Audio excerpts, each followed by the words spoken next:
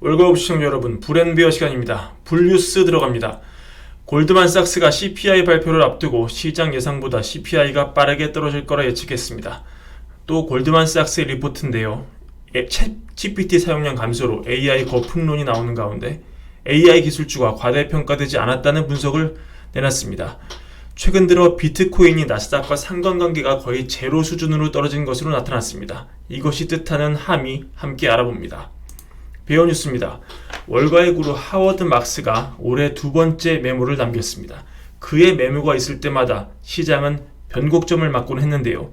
이번에도 불마켓이 끝나는 전조가 될지 관심이 보입니다.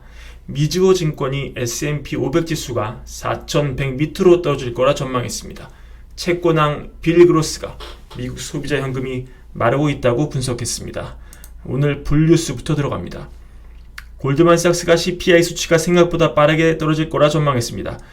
그래프 보시면 헤드라인 떨어지는 속도가 가파르고 코어는 비교적 탄탄한 모습인데요.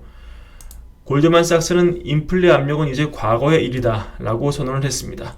그러면서 6월 코어 인플레는 연간 4.9% 증가, 시장 예측인 5.0%보다 빠르게 떨어질 것이라 전망했고, 코어 인플레가 내년 12월까지 3.8%, 내후년 12월까지는 3.0%까지 하락할 것으로 내다봤습니다.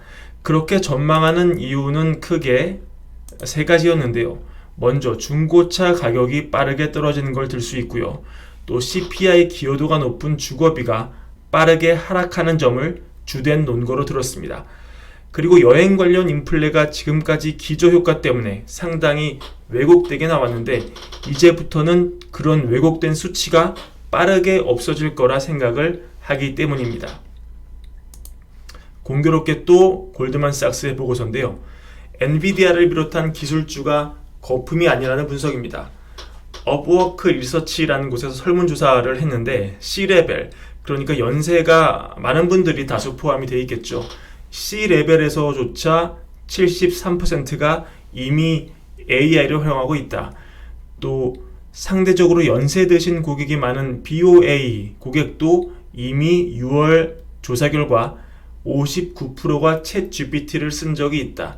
이걸 볼 때 AI는 완전히 패러다임을 바꾸는 일대 사건이며 이걸 과거 기술주 거품과 비교해서는 안 된다. 이런 논리를 제기하고 있습니다. 비트코인이 나스닥에 결별 선언을 하고 있습니다. 최근 5년 데이터를 보면 비트코인과 나스닥이 굉장히 비슷한 국면으로 흘러가는데요. 최근 한 달 데이터만 보면 상황이 다릅니다. 둘의 움직임이 비슷하다는 건 비트코인 역시 나스닥처럼 증시처럼 위험 자산에 속한다는 얘기인데요. 하지만 둘이 다르게 움직인다는 건 비트코인이 위험 자산에서 벗어나 일종의 다른 자산군으로, 금까지는 안 되겠지만 안정적인 화폐 비슷한 것으로 드디어 시장에서 인식이 되고 있다. 이런 식의 해석이 가능하겠습니다. 베어뉴스 넘어갑니다. 하워드 막스가 메모를 남겼습니다. 그는 이 시대에 가장 성공한 그리고 가장 존경받는 투자자 중에 하나인데요. 이 내용은 너무 길고 방대하기 때문에 나중에 영상으로 따로 다루겠습니다. 이번 메모는 시장의 온도를 측정하는 것, 이런 제목을 달았는데요. 기본적인 것만 요약하면 이와 같습니다. 비정상적인 상승이 오면 장기 하락이다. 대부분의 자산은 순환적이며 극단에서 평균으로 돌아간다. 버블이 진행되면서 전통적인 안전자산 투자에서의 기대 수익률이 너무 낮아 보이기 때문에 공격적인 투자 유혹에 빠지기 쉽다. 그러면서 버블의 역사는 반복되고 감당하지 못할 정도가 되면 결국 터진다. 이런 내용입니다. 물론 이분이 지금 마켓이 이런 상황에 놓여 있다. 이렇게 직접적으로 지적하지는 않습니다. 하지만 이분이 메모를 쓸 때는 다 쓰는 이유가 있는 것이고 대가니까요. 공교롭게 지금까지 메모가 나온 이후에 시장에 변곡점이 올 때가 많았습니다. 이번에도 그의 메모가 적중한다면 앞으로 시장 판도가 확 달라질 수 있다. 이렇게 보시면 되겠고요. 그가 지금 이 시점에서 세게 경고를 하고 있다. 이렇게 분석하시면 되겠습니다. 미주호증권의 경고는 가볍게 읽고 넘어가겠습니다. 미주호증권이 S&P 500 지수가 4,100으로 내려갈 수 있다. 즉 베어마켓으로 시장이 넘어갈 수 있다. 이렇게 경고를 했습니다. 페드가 연착륙을 위해 노력하지만 리스크는 더 깊어 보인다. 이렇게 썼고요. 이분의 경고도 또 약간 섬뜩하게 들리네요.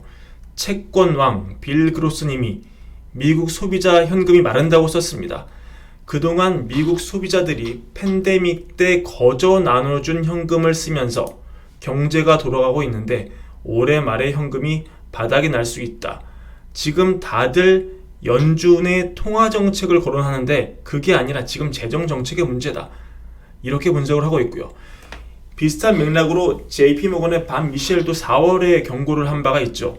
소비자들이 식료품을 사기 위해 저축을 깨고 신용카드 빚을 쌓고 있다.